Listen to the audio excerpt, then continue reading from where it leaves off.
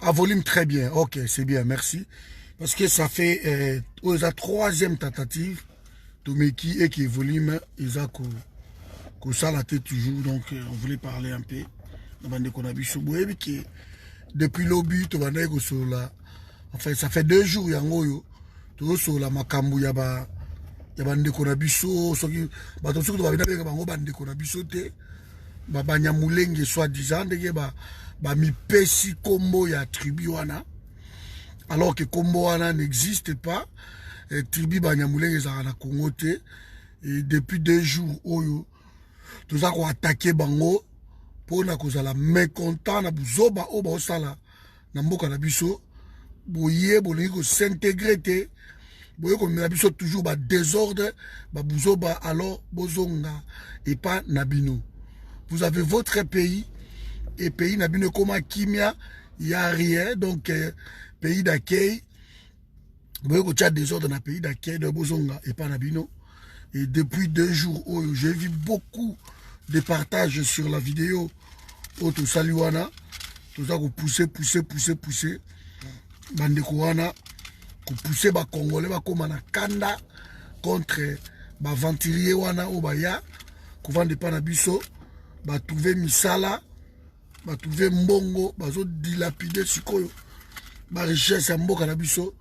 Bazo kima nango et là comme siko ko senga que autodétermination comme la Nations Unies avant et Nations Unies avait refusé et yel sous ko komambalo yo et Nations Unies toujours là sénateur répondre bango clairement que ce n'est pas votre pays botika pays wana tranquille yambibino bovanda kimia botika pays wana. Voilà, donc, donc nous allons continuer procéder à la dénonciation à Bango.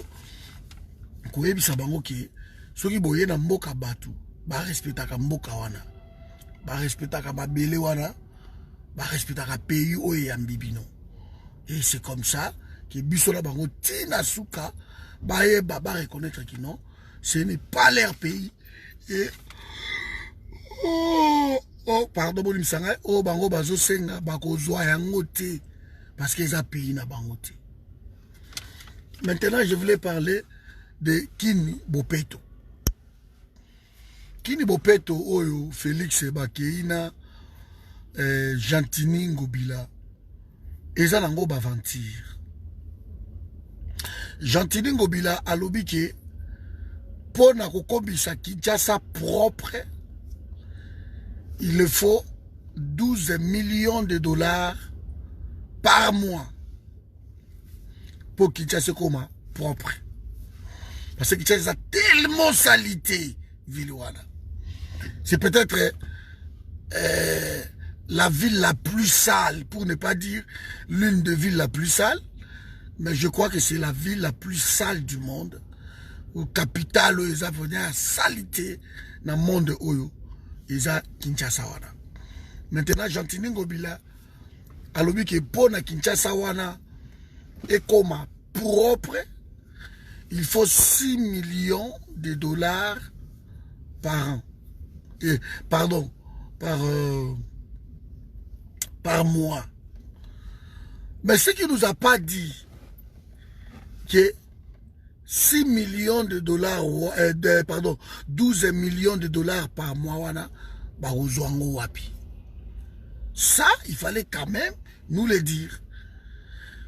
On reçoit 12 millions de dollars par mois, wapi. Donc, il a 10 mois, il faut 120 millions de dollars. Donc, dans une année, nous sommes à l'ordre de 142 millions de dollars ou 150 millions de dollars dans une année. Pour la commissaire, Mbokawana, propre. Ça, on parle que de Kinshasa. Félix va voyager bientôt avec 4 gouverneurs. Il y a Katanga, il y a Nini, côté Nini, il y a Ituri, Bamanissa, et puis, je crois, Bukavu, tout. Il va voyager avec 4 gouverneurs pour qu'il nous présente le projet. Ou échoué, ils ont un échec total. Qui n'est propre, qui n'est beau péto.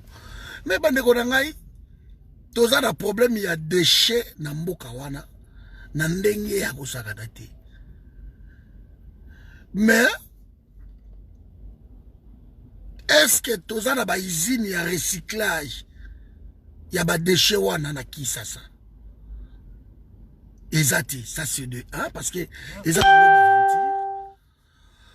est-ce que tous un usine il y a tri, il y a pas de déchets wana parce que ba déchets wana beaucoup même ko balola yango même en électricité. Est-ce que tout ça na ba usine wana exact na Kisasa? Donc opération qui n'est propre on a déjà, il y a un bémol déjà de le départ qui est ekosimbate et robongate parce que boza na ba décheté usine nini beaucoup recycler ba déchets wana exact. Deuxième point encore bande konangai, place ya stockage ya ba déchets oyo boko lokota yango parce que Kinshasa ça na ba tonnes de tonnes ya ba déchets. Quand on parle de 12 millions de dollars par mois, c'est que il y a des tonnes et des tonnes. Comment vous allez faire pour na stocker ba déchets wana? Boko stocker yango wapi na commune nini mama nanga Shilo? Il faut toyeba commune nini boko stocker ba déchets wana, place nini boko vandisa ba déchets wana.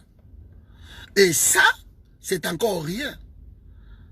Le moyen d'évacuation ya ba déchets wana, moyen à récolter ba déchets wana, soki boza ko compter na ba pousse-pousse, alors échec déjà total, échec total.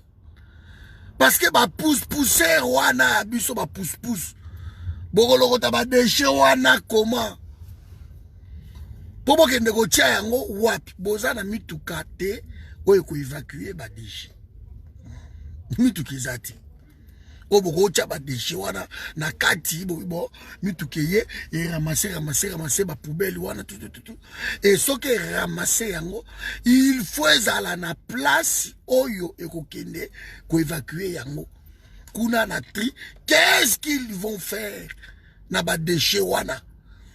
Est-ce que boza na ba usine ya incinération ya ba déchets wana? Rien. Mais vous nous parlez de kin propre. Encore une fois, donc bazo kende na ba publicité, ils oublient que avant qu'on soit ba mesure ya ba ndenge wana, il faut étudier ezala ya faisabilité ba paramètres ezala bobongisi. Est-ce que vous commandez déjà ba mituka oye koya po eya ko ramasser ba biloko wana? Kisasa munene, kisasa 10 000 km². Eza gaillard na ndenge mukete. Comment vous allez réussir qui n'est propre tant que boza na ba moyen te ya komema ba déchets wana? Parce que ceux qui bozo compter na la vidéo mo batindelinga yango ya ko titinga na sala émission oyo, il y a un monsieur ça média kendeki ko filmer parce que ba kino baza isu bazo baté ya ba obeka bilo ba venturier bilo tout ba Félix ba caméra tout ça ba venturier baza bazo baté un mètre ya ba salité o ba caniveau za bouché. Allez ba évacuer 20 cm. Et 20 cm attend ba longoli yango likolo, ba tie yango kaka le long ya caniveau. Na Congo toza na culture oyo ba caniveau na biso ezipa makati. Na Congo ba caniveau ezipa makati. Et la rapolele libanda. Alors que toza na culture ya propriété te. Parce que propriété sa culture et quand t'as bateau ancré que moutoye ba que non na simbi bouteille oyo na mêlé ça à plastique na koboa kango na sete bateau il faut ba yebe loko wana, bateau il faut ba yebe loko wana biso culture wana ezate na télévision na biso campagne ya sensibilisation wana ezalaka te ebande ko passer temps nango ya Kabila lelo komita ya Félix Mama Martin ekomi lelo batawana donc eloko moyo kosala mate kini propre wana kini bopeto wana échec cuisant. Il y a un bémol de départ. Vous n'avez pas le matériel pour ramasser. Vous avez un camion poubelle, mais un camion à miner, vous avez engagé des gens pour le faire. Parce que les déchets au Bolongo, le monsieur est arrivé samedi à filmer les déchets au Bolongo qui déjà, je crois, 2 jours avant. Batimoli, au lieu de 1 mètre, bango batimoli 20 cm. Le 20 cm au batimoli, basopi yango kakawana, ils ont entouré, pembeni ya caniveau, papa caniveau. Mais qui n'est pas mboula siko eza rosakanate. Lelo na minute toko banakisa sa mboule zobete. Donc mai wana e kozongi sa lisusu ba déchet wana na caniveau. Pour ba caniveau na biso esi pamati. Comment vous allez réussir Kini propre? Et j'ai aimé la vidéo de ce monsieur qui a dit Baza ba ventirier ba osakana bato. Les gens ont compris que Félix a une aventure. Barosa eloko moko te Kini propre et Kini bopeto Kini boko sala te parce que ba paramètres ezoko permettre. Ça ne vous permet pas. Il faut déjà bozala na ba camion ya évacuation. Ma camion poubelle, il faut boza nango. Et Nakin, le 24 commune, DSLC, il faut en avoir au moins. Si vous avez 100 camions, ils ont mouqué. Il faut boza nango quand même ébélé. Dans 24 communes. Donc, si vous avez même 10 camions par commune.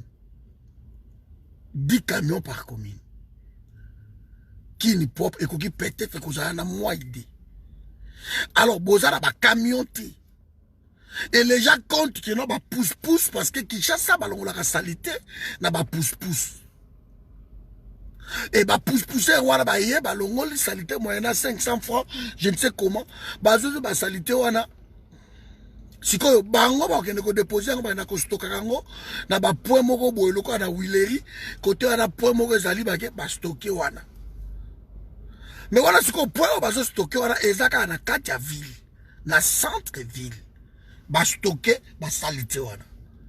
Sikoyo, il faut qu'il y ait des camions oyo kolongola ba salité wana et même ngo na point nango o ba ke soit ko recycler yango ou soit tu point moko ba ke ko boaka ba déchet wana. Mais sikoyo na Kini bo préparer yango te, bo prévoir point wana te ke ko boaka ba déchet. Vous préparez votre camion et vous nous parlez de Kini propre et qu'on réussit. Échec. Donc encore une fois, tout ça n'a pas manque à étude, tout ça n'a manque à responsabilité, les amateurs. Bas un esprit à batoba monaka bango que ba lobby bilobela et que les gens disent oui c'est bon, je crois que ça va aller ba l'équipe va comme ko pomper biso na moni makela ngote même chez les talibans. Je crois même ba talibans mikolo yo na ba réseaux sociaux ba bungi parce que mikolo ba mona que no ba publicité na bango tout o ezo salama wana eza suna tinate beaucoup commencent à comprendre que gouvernement Félix est na ba aventure. Ils vont nous rejoindre, bande konangai. Bon, aussi, les sanitaires, ça comment? Déjà, na ba terrasse, surtout, na ba bongolo, na ba quartier 1, sur le qui na ba mboko nini, première rue d'Ilandos, kuna kutu e boucha ko boucher. Parce que terrasse, wana kalamu wana po ekende, e bimana e bale kuna na kingabwa, e boucha, bato batonga bandaku wana. De Sogimboule Beti, côté Wananyo Sotou et Dindaka. Première rue d'Ilandos, première rue Funa, deuxième rue et Dindaka, qui ni même ti na ba 7e rue et comme ko Dinda Penzamai, bato ba mata na ba boatu. Bato ba mata na ba boatu. Les caniveaux sont bouchés. Il faut qu'on cure les caniveaux. Et ils ont ba outils ezala, les appareils. Ezate na kisasa. Comment vous allez crier opération Kin propre? Kin propre, Kin bopeto. Félix Tshisekedi a keiko inauguré yango pour la route à makelele. Pourquoi? Il y a une campagne. Et ça campagne. Vous commenciez d'abord. Il fallait commencer d'abord. Il y a que somba ba camion. Pour ba déchets ça nango déjà wana. Boso ba camion o ko évacuer ba déchets wana. Il fallait bosomba déjà ba pareil. Oh ba ndeko na biso ba kozala nango na maboko na bango. En fait les machines. Oh ba kozala nango pona ko timola. Ba komachu ba biloko ya mike wana ba Volvo wana fallait bozala ba o ya mike. Ba Inton ba biloko wana. Parce que niveau ba salité comme na ba caniveau na biso. Et ça va 1 mètre, 2 mètres, il y a salité. Et que bateau ba dinati ba timola yango, ça prendra combien de temps? Il fallait aussi en avoir. Babilo Kourana pour ça nango. Ce qui est zaté. Boko timola yango ndeni na ba pao. Il faut que bozala na ba pao. Il faut bozala combien de pao na Congo? Pour na kotimola ba caniveau o ekosilisa inondation na Congo. Il faut en a combien de pao? Isate? Toza na capitale o bato ba kombola ka lelo na 21e siècle bato bazu kombo ya ndaku bato ba kombola nango ba balabala. Ba bimisu ba bokomboli ba balabala ba salité yango ba na place à évacuer yango te ba tie yango ka wana. J'ai eu une discussion là-dessus. Na ex-ministre de la Défense, Atamata Bemogodi, c'est mon vieux. Na publié une photo nae, ne on est quoi au talanga na parler sur la comiquine. Et que vieux wana, avec ça na nda kuna ye na kendo tala ye na Mbudi. Akoma na Mbudi, c'est le ministre o batongela ye nda kuana na Mbudi na 3 mois, nda ko étage telemi. Na 3 mois. Ma bétango rapide, papa. Tant que ministre, il y a hydrocarbures à l'époque. Ndako étage, télémi, na 3 mois en bout. Atamata bimokoti. Tout le ndako na ye, na mwasi na ye, to so le sili, to zo ngasko to zo na ville, na boulevard zo kotikanga Shanghai. Et le vieux m'a dit, aïe Patrick, regarde, même si vous n'aimez pas Kabila, mais bazo sala quand même, musala bana oyo, bazo misala waso. Mais arrête, Babiloko Zolo Bawana. Est-ce que le Congo n'a pas d'argent? Il y a qu'on somme ba souffler. Babiloko Amike qui est dans le Congo, ba souffler, ou, bon rappeler, ba expirateur Amike le qui ramassé. Au 21e siècle, bozo ba kombo ndaku. Mais ça soit, bozo kombo la nango, ba mabele, et puis ba saltango bo tchango ka wane sopani. So mboule bête zong sango sous la terrasse lobi boye pareil mboule bête zong sango le sous na bakwa ya macadam lobi boye pareil déjà tourne en rond. Mais toi avec ton opposition là tu vois toujours le mal partout. Mais je vois le mal partout parce que ma maison mon en est clair de arrêter que j'étais ba flair na makambo eza buzoba yebisa Kabila boso mbande banini ba souffleur ba aspirateur ba pareil wana ba camion pour ramasser comme c'est mes mango d'autres sukiwa 12 millions par mois pour balongola ba déchets wana mais ba moyen ni nyango na ba mbongo wana bozolo ba bokoyi baka ba mbongo parce que 12 millions ko ina ngoko monana mais bokoyi ba mbongo wana bokena ngo Kin propre échec total. Et là, on me simbi zate. Aucun bopeto et là, on marché zate. Baza ne l'autre côté, baza na ba camion pour évacuer. Baza d'abord baza na ba main d'œuvre. Est-ce qu'ils ont engagé le main d'œuvre? Bato ba boya na bango parce que ba oya liboso ki mbuta engagé na bango, ki mbuta lia ba mbongo na bango tout. Ces gens-là étaient payés soit déjà $100, parce que on a ba salaire na bango ti. Bana bato ba ko kemba na moyibu, parce que on a salaire na bango ti. Aujourd'hui, Félix a organisé la campagne, quoi. À l'écart, qui a yé pour mettre bateau, qui est propre. Boza n'a pas camion, boza n'a point d'évacuation, au bout de biloko wana, boké, boba déchet wana, vous allez en faire comment? N'a déchet wana. Qu'est-ce que vous allez faire n'a déchet wana? Boko tiango, wapi. Boko tiaba déchet wana wapi. Au boko loko tayango. Est-ce que vous avez prévu, quelque part, ceux qui vont jouer des déchets en kin propre, comme une usine telle. Donc, ils ne va pas mentir. Félix est en train d'échouer partout, à gauche, à droite. Il croit que non. Ce qui a l'équipe à lobby, à l'ingé micro, tant loba, croyant qu'il y a ça là quelque chose. Mais quand on bate peuple à juger bino vidéo ça na mire nanga garçon a ça m'aider à filmer bon dès que l'on va salité je crois 2 jours donc jeudi ba longoli yango ti ça m'aider à filmer et ça nango ka wana et lundi azongi et ça nango ka wana et ba longoli 20 cm kaka ya caniveau alors qu'il y a 1 mètre il y a salité. Et vous pensez, vous criez qu'il est propre, et que Simba, mais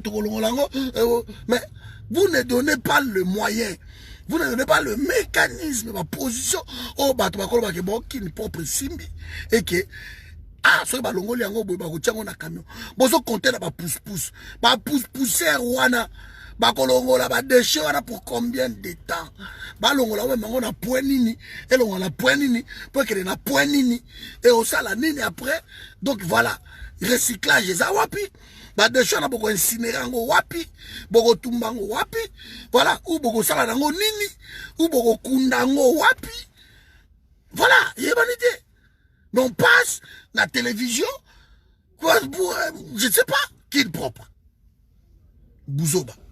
Donc, il y a déjà dès le départ qui ne peut prendre les échecs. Et là, on est au Simba, exact. Échec, ils ont cuisant. Voilà, concernant qui est propre. Ce que Vital Kamerhe demande dans la banque centrale, bah, faut ta société Mokoboy 600 millions de dollars pour les travaux au société et réaliser. Mais curieusement, tant qu'on va l'andeli société wana. Société wana ba travaux bazo revendiquer yango et ça 3 mois avant sa création. Donc ça société moko furtif. 3 mois avant sa création que basalaka ba travaux moko boy. Donc la société si vous voulez, ils ont fait les travaux peut-être au mois de juin, juillet, août, septembre et octobre. Société Ebimi et Botami en octobre. Mais quelle est la société qui a fait des travaux dans le mois de juin et qui a été agréé dans le mois d'octobre? De 3 mois après sa création, avant sa création, société a déjà des travaux. 600 millions de dollars. Et est-ce que c'est à Vital Kamerhe de demander? Hein? Est-ce que c'est à Vital Kamerhe de demander que non, le gouverneur et la Banque centrale a procédé à un paiement à 600 millions de dollars? Il est qui pour demander ça? Rétro-commission encore, voilà. Si Vital demande, c'est que Félix demande. Parce que le directeur de cabinet, à quoi il a pas c'est incroyable. 600 millions de dollars pour une société qui n'existait pas pendant les travaux. Et les sociétés Botami, on demande que la société aura 600 millions de dollars pour les travaux Salaka quelque part. Mais la société Botami, et les travaux ont été faits il y a 3 mois passés. Ça sent l'arnaque, encore une fois. Et Félix, il croit qu'il y a une église. Félix, il croit qu'il y a un sango. Félix, il croit qu'il y a un je ne sais qui. Mais il y a un sangoté. Kamerhe, c'est un homme politique qui est fauché et qui veut tout voler à récupérer bon. Comme le président Congo. Et le col à Félix, il profite de voler. Il en va au camp. Tout il a dessus, 15 millions yango, il faut pas zombi ça yango. Et tout ça, on continue dans bango, malé. Voilà, bande de Léon Nengaki, encore, j'ai commencé à procéder là-bas. Naba remboursement, il y a bambou pour pesa kingai, date yango wana buzomona. Donc, nauti ko na ipsa yibino ke bandeko o balingi na voilà na rembourser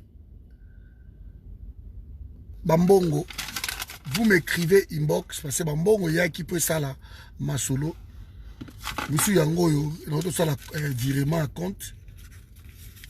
Donc nazo ça la soit na virement soit ce qui virement lokola sert à tindela kingai 90 €, frère à tindela kingai 100 €, et que na virement na ye na ke ko meka ko sala virement et simbité mama Isa azawana na tindela bi virement ezo simbate pour la que c'est la 90 € et atindeli ngai combo na bango na sali western nyodo na futi 10 € de plus de sali ngai 100 € na tongo. Et heureusement, oyo, virement, oyo, et 100 € normal et l'équi. Donc, bambongo ya qui peut ça à ma solo nango. Et moi, je ne suis pas une banque. Donc, on a topé ça qui date, moko, bobo, et bimbongo, les aranabuzo bamingi. Et la ligne crédibilité n'a pas été, et à kobeba pona mbongo ya forum. Donc, le col mbongo ya qui peut ça à ma solo nango. Et qui est salité. J'avais demandé à tout le monde de m'écrire inbox et je vous rembourse votre argent. J'avais dit ça. Je ne gagne pas plus que vous, mais l'honnêteté ne commence pas dans vous allez mbongo ebeli. J'avais 1120 €. Plus au Ngamoko na Tchaki, ils avaient 500 €. Nous avons 1620 €. Alors, il nous fallait 5000. On commença d'abord par 3000. Tout ça, les masolo na biso na mboka. Et que les restes en bongo, j'allais toujours donner après. Alors, comme bateau va procéder, na bambongo wana ba pesaki, mbangu ba pesaki, et te réunir somme wana. Et les autres m'ont dit non, cordon. Et les gens n'ont pas donné l'argent. Alors, il se fait que la date, il est qui? Et bien, monsieur Koutobalobi, le baka nama mbongo wano zibo pesa bango basa nano ndambu, et ndambu ndire mamba okakola. Non. Donc, il n'y avait pas de volonté. Il y a tout bâti mbongo wana. Et moi, je ne peux pas garder mbongo à Batou. Parce que ça va mbongo to zo ango pasi awana mboko yo. So mo talongoli 100 €, 150. Atindi po ça les loko moko bu 50 €, 60 €, 90 €. Pour ça là quelque chose et que salité, il faut procéder à un remboursement en mbongo wana. Bon garder yango quand on aura besoin d'argent. Toko sala yango. Mais qu'est-ce qui s'est passé par la suite?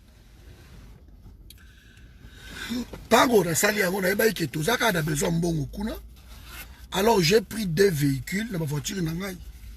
On a lui Sarayango. Natindeli Bandeko. Excusez-moi, moi transparent. On a vu 2 véhicules dans l'aïe. Et que il y a tout une de lango. Ndeko. Tout de suite, au saline, il y a la boîte qui est liée. Attendez. Cherchez sur vous. Donc, tout est lié déjà. Yango. Aye, bandenge nini. Ma véhicule a tindé lié à côté encore plus cher. Et qui et qu'on même le double ou le triple à mbongo. Tout ça, on a besoin. Donc, le monsieur est là, il peut témoigner. Je lui ai envoyé ça. Comme ça, va ça là, yango. ndenge wana ekozala vraiment ingeta to procéder na ba transparence wana. Moi je mets mes véhicules parce que ça makambo mboka, on n'hésite pas ya kotia mbongo pour na makambo a pays. Ba o baza voilà. Natindeli c'est là qui a mon lobby. Je lui ai envoyé la Vito. Natindi Mercedes Vito. Oyo. Et puis, Natindi Ford Galaxy géante. Donc, et pas un déco. Voilà. Je suis désolé. Ford Galaxy géante. Oyo. Yangoyo. Donc j'ai envoyé les deux véhicules, Ford Galaxy à Mounene et puis Vito, Mercedes Vito Boyebi yango pe à Mounene. Ils ont un bus comme ça, à côté Kayango. Voilà. Donc à côté Kayango et à côté même 10 à 15 000 et mbongo wana, donc ça bus à Mounene et puis ça a bien, ça a 2006. Donc à côté Kayango. Et ça la bien, comme ça, tu ça la besoin, il y a un bon. Donc, j'ai préféré sacrifier mes deux véhicules. Voilà. Mon véhicule dans la location, on a ça là. Awa, il fallait tout ça là, Moussala, na Congo. Comme les gens ne veulent pas payer, les gens ne veulent pas donner, mais il n'y a pas de problème. Alors, j'ai procédé ce matin à rembourser ma mbongo ya Batouana. Donc, maman Mouraza, maman Isa m'a écrit que le cordon, après ça, combo naïe. Na meko ça la virement simbité na rembourser les mbongo na 100 €. Yangoyo et où tu kokende. Donc j'ai encore votre argent. Na où tu ko ça la paie virement le sous. Il y a 100 € chez une autre personne. Reçu yango. Donc je vais garder tout ça. Ce bolinguez à la public, on va tout tient au public. Comme ça bon mon akiba mbongo na bino botinda ki et sali musalate et on vous rembourse votre argent. Ils ont pour la crédible, regardant précieusement. Les Congolais parlent beaucoup, mais ça la rabaction. Moi, je n'ai pas hésité à retirer mon toukanangai na concert ya héritier Watanabe pour Batumba. Mutuka o Batumba qui na héritier pour concert c'était ma voiture. Na tchaki yango voiture maintenant coûte 70 €, 70 € par jour. Na location, mais na tchaki yango Batumba voiture wana. Et na tkala ko de l'autre côté, pour moi je le fais pour le pays. Alors, j'aurais aimé vraiment que Batumba surtout tout travailler ndenge wana. J'aurais aimé que Batumba surtout tout travailler ndenge wana. Donc, mbongo na bino yaki a ils a 1120 €. Le on a remboursé 200 € à 2 personnes et encore je vous attends. Donc vous avez besoin de tchaki autant, vous avez besoin de cordon à tchaki autant et moi je procède à remboursement en bongo pour tous ala kimia. Ceux qui n'ont besoin de bongo na gosenga. Mais bongo le koya ki na makambo nango et salité, c'est à cause de cela que nazo remboursé. Nazo remboursé pour la crédibilité.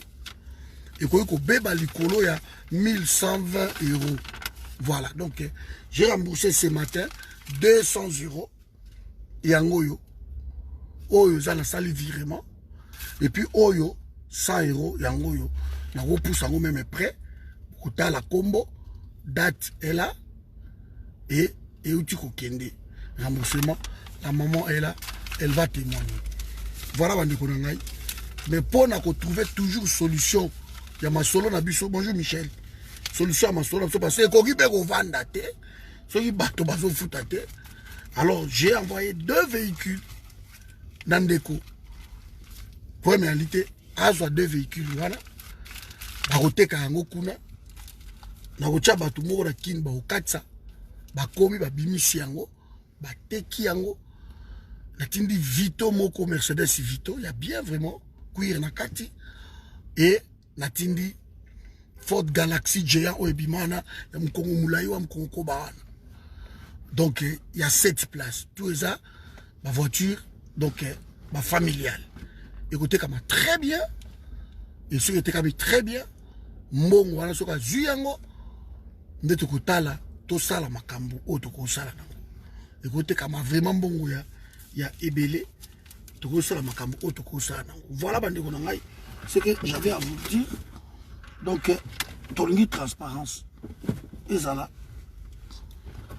na makambo mbongo. Parce que, na yosala ngo na ndenge ya mabete. Je sais que beaucoup de nos cordons, mais je m'aimerais que nous soyons clairs. Parce que mbongo ça, ma bé mingi boyebi, mbongo sambu saka batu, mbongo bébi saka crédibilité à batu. Batu msou ba récolter mbongo balié yango, mbongo liboso to tindaki 600 €. Et pas à petit nabuso que moi-même je voulais envoyer encore 600 € de plus. Et balia kimbongo wana, ça m'avait beaucoup dérangé. Alors cette fois-ci, je voulais vraiment m'accompagner qui est clair. Na batu nanga, autre travail à Kanabango. Alors le rôle mbongo ebimi mouké, je ne peux pas garder cet argent. Donc dans ce procédé, na remboursement, il y a mbongo wana. Tu veux ton argent, tu m'écris inbox. Cordon, j'ai envoyé 50 €, 100 €. Sur la salle au virement, tu le verras tout de suite dans le compte. Ou sinon, au moins, dans Western Union, RIA, ou je ne sais pas moi, Western ou Monengram, dans la façon Solingi, vous en bon, on a beaucoup. Et tu vas témoigner ça. Voilà, bande konangai. Donc, opération, mais opération, la personne à qui tu as lango, et vous salama parce que tu trouves déjà alternative, mais tu as m'balé et zokinde. Et c'est bon, donc tu as lango. On ne peut pas filmer Babilo Korana, qui te filmer l'équipe, pour ça, ma cambio, ça m'a quand même la kimia. Mais il fallait qu'on soit bango, parce que c'est comme ça. Et quand on veut servir son pays, on n'a pas à se comparer à Batouo, Moutubo. Donc, servir Mboka pour Moutoua, Moutalinga, servir Mboka Naï. Donc, c'est ça. Ingeda. Voilà. Donc, je vais expliquer bien encore une fois que, na minute, on est tout ça, opération kin propre, échec total. Eko Simbati. Je vais terminer ma vidéo par là. Eko Simbati. Opération kin propre. Parce que, baza, na place cité oyo bako évacuer biloko wana ezati. Même si les na maluku, il faut transport ezala. Ce qui transport ezate, donc eko simbati. Kin propre. Eko simbati. Baza na masolote o bakoki kotimula ba mabulu wana, so ba konte na ba pau eko simbati. Et il faut évacuer au boulot na maboule pour ceux qui botiki yango kaka. Likolo ba terrasse wana, biso ba caniveau na biso zipa makati. Mboule zo beta na minute zo mboule beti leo na ki. Donc ba salito tout balongola yango depuis samedi wana. Jeudi wana, samedi master ana filmé, lundi wana azongi susu ba salta des ana oka wana. De ceux ba mboule beti mikolo ezongi sango sur na terrasse et bouchang. De vous risquer de faire des bêtises encore. Avant de lancer Bokin Bopeto, il faut déjà avoir un mécanisme. C'est comme à lancer la gratuité de l'école, mais ils ont aussi battu parce que le budget est saté. Alors quand Jatini parle de 12 millions par mois, donc 12 millions de dollars par mois, pour ne rendre Kini propre, vous allez faire comment? Quels sont les matériels au boutier? Mitukani, il y a des évacuations, des camions poubelles, ou écolongola yango. Et c'est pour ça l'usine à recyclage. Et c'est pour ça le moins point oyo beaucoup bois kaba déchets wana nyo surtout. Bosali yango. Eza wapi. Beaucoup koya ka bobu na loyenge boté avec qui de comme ça le qui propre. Comment vous allez faire pour curer les caniveaux bouchés? Comment vous allez faire? Qui ne propre ça te bana ba kende ko kombolaka na ba balabala non. Comment vous allez faire pour un niveau boucher au salon? Vous allez faire comment? Donc c'est encore un échec. Bon, un échec grave. Et comme ma place, et tout ça, vous allez comprendre qu'ils ont une publicité inutile. Il faut commencer d'abord dans le début. Sinon, dans le début, avant de lancer le hôtel, c'est que tout sombi, c'est que tout na discours na bango. Non, il y a un discours à publicité, c'est bon, beaucoup ça, la propre, qui ça, la propre, qui est la belle, tout ça, il y a un slogan. Mais faisabilité à ma solo, et simbaté, donc ils ont dit. Voilà, bande de gens, de ça, bougeons. Natiki bino awa, et boye baki na minute, bande ko na biso babina benga ngo bande ko na biso te ba Rwandais au bavaille na Congo va créer toujours ba problème on en a pas besoin bozonga na bamboka na bino tolingi bino ti bozonga na bamboka na bino awa na Congo vous avez un problème il y a intégration rentrez chez vous avant de ça battre on va coopérer on va respecter pays wana on va respecter la loi pays wana beaucoup la cab américaine à 81 ba répondant qui bino toujours dans les Nations Unies que bozana pays ya bato bo respecter na ba mikolo na bana ko épingler moi na ko tika bango te na 84 Mobutu a sauté bino tout ba nationalité o a pesa ki bino na 70 parce que vous créez toujours des histoires à sauter ça kiango et lelo lisusu vous continuez toujours bokomi lisusu tango bokomi ba sénateur américain va répondre bino qu'ils a pays na binoté laissez le Congo tranquille boye na pays ba yambi bino ovanda na mboka wana na kimia en respectant les lois de ces pays là bozo senge loko o bokoyi kozwa yango te on ne peut pas vous donner une partie de notre terre ce n'est pas possible ça ne vous appartient pas. Vous êtes là comme étant des réfugiés. Et votre pays, maintenant, il y a le calme. Moi, je trouve qu'un gouvernement responsable a possédé un retour à Bino, à rapatrier Bino na Rwanda. Parce que c'est là votre pays. Mais Minembo est à Binoté. Fils est à Binoté, Barak est à Binoté. Beaucoup de ouvrir comme la capitale Nabino. Cessez de rêver. Vous êtes en train de rêver et au salamate. Et au salamate. Donc vous rêvez quelque chose que vous n'obtiendrez pas. Bah Congolais bah se laisser faire te, bah tika te même Félix au moni wana boy. Oh ate kimboka oui, mais Félix ta ko fana pena ke loko wana ba lobi a signé bango ba zo partir na boy a ko signer ngote. A ko signer ngote Congoli te bozai wa e ko bima. A ko signer ngote. Donc même pas en rêve que non. Oh non Kinyarwanda comme 5e langue, vous êtes en train de rêver.